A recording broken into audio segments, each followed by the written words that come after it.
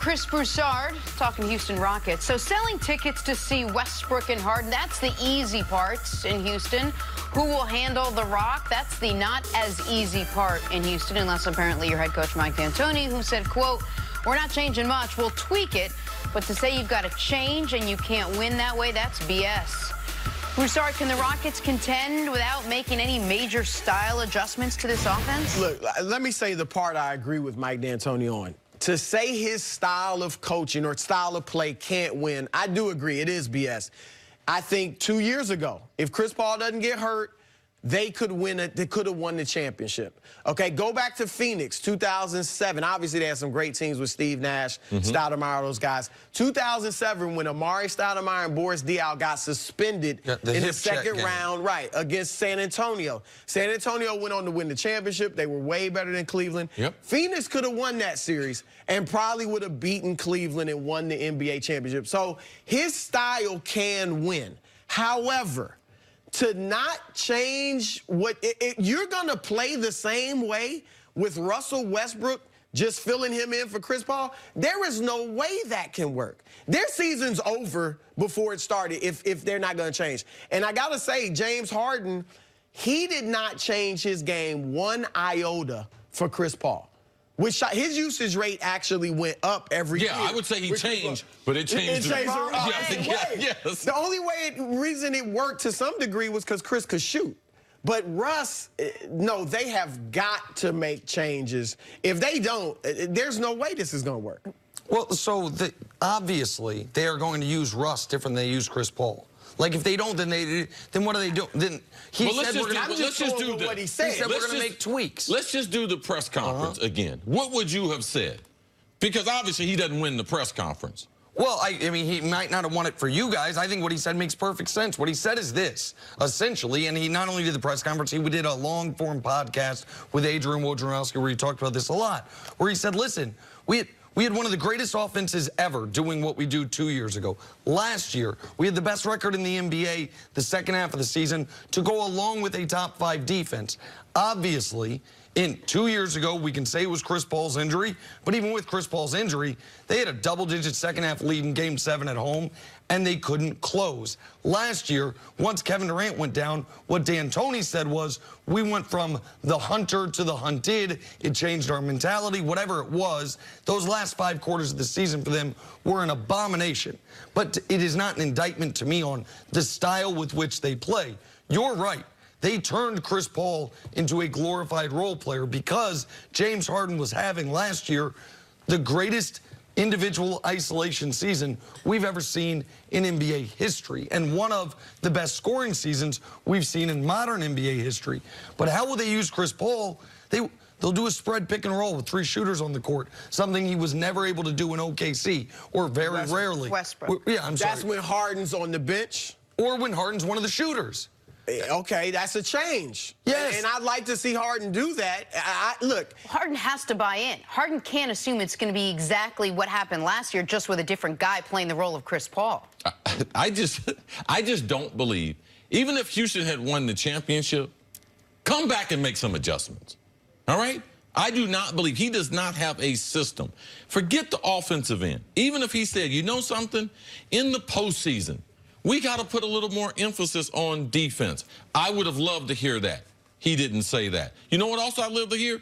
During the regular season, they don't practice a lot in Houston. They do a lot of walkthroughs. They probably do less practicing than any other team. You know something? I'm going to look at potentially tinkering with our regular season to see if we need to make some adjustments that might help us in the postseason. Even if I wasn't going to change, I would make people think that I was going to change, and I would be open. They got a new coaching staff. So we're getting ready to run the same system with all these different coaches that weren't here. I mean, to me, if you're going to get better, the way you get better is by doing things a little bit different.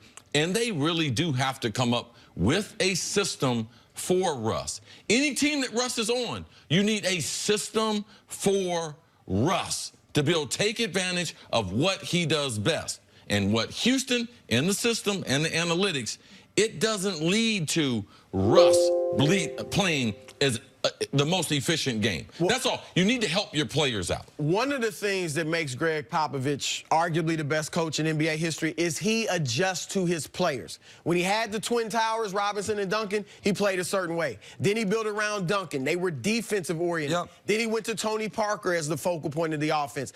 When they won in 2014, they shot more threes than they usually do. Now they don't shoot as many threes. He adjusts to his personnel. And D'Antoni's not alone in this, but D'Antoni's weakness, he doesn't adjust at all. So when he went to New York and didn't have the personnel to play his style, they were horrible. When he went to LA and had really good players, but not the personnel to play his style, they were horrible. He has got to adjust to Westbrook. If they play the same way, with whatever little tweaks means, it's not going to have a chance. Okay, so 2 points. One is, he has totally changed his style with Houston than what he ran anywhere else. They are Phoenix was similar. No, Phoenix was ball 7 seconds or less. But ball-dominant point guard. Yes. Ball-dominant point guard doing everything. Absolutely. That's essentially the same thing. Nash, Harden. Right, but running up and down the court in Phoenix as opposed to playing at a slow... They ran for threes, though. Right.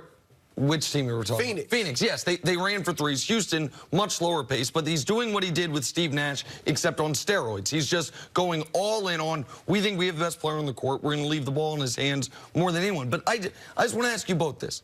Do you think they're going to, next year in Houston, they're going to ask Russ to do the things they asked Chris Paul to do, or do you think they're going to change? I don't know what they're going to do. I don't know. That's my answer. It would be crazy to ask Russell Westbrook to do what they asked Chris Paul to do. I think it's obvious to everyone. You've got one guy who is, at this point, even though he's a very good player in Chris Paul, a below-average athlete for his position, given his age, and the other guy who might be the best raw athlete in the league. But this is the thing, Nick. Besides playing up and down, there is nothing you can do for a great athlete. You can't throw a bunch of lobs to Russ as a guard. Like, what else do you do? You can spread the court and have him run a pick and roll where he can beat his man. That's what you can do. Well, something that they couldn't do with Chris Paul. He's going to be great with the ball in his hands and the floor spread. There's no question about it. Like, if Harden... But this is the problem. Harden is not great when he's off the ball. Right. Last year, he shot 70 catch and shoot threes. That's only 7%. He shot over 1,000. Yep. Nick, he shot 500 three-pointers where he had 7 dribbles. 1. Right. 7 dribbling. 500. Yep. Shooting 500 threes is a big season for anyone. So it's not his style. Harden's going to have to change, which typically means the coach is going to have to talk to Harden to be able to force that change. That's all I'm saying. And I don't know that Mike will do that because Mike is not confrontational with his players. And that's the thing. Look, if Harden is going to be off the ball and when Russ has it, that'll work. Of course it'll work.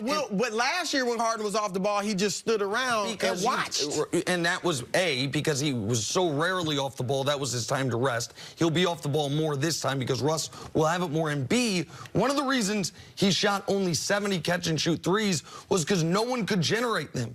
No one on that Rockets team could have. He cannot beat his man off the dribble He anymore. can generate open looks for his teammates. I think that some of what we saw in the playoffs and the way they play defense, all right, Chris Paul can still beat his man off the dribble.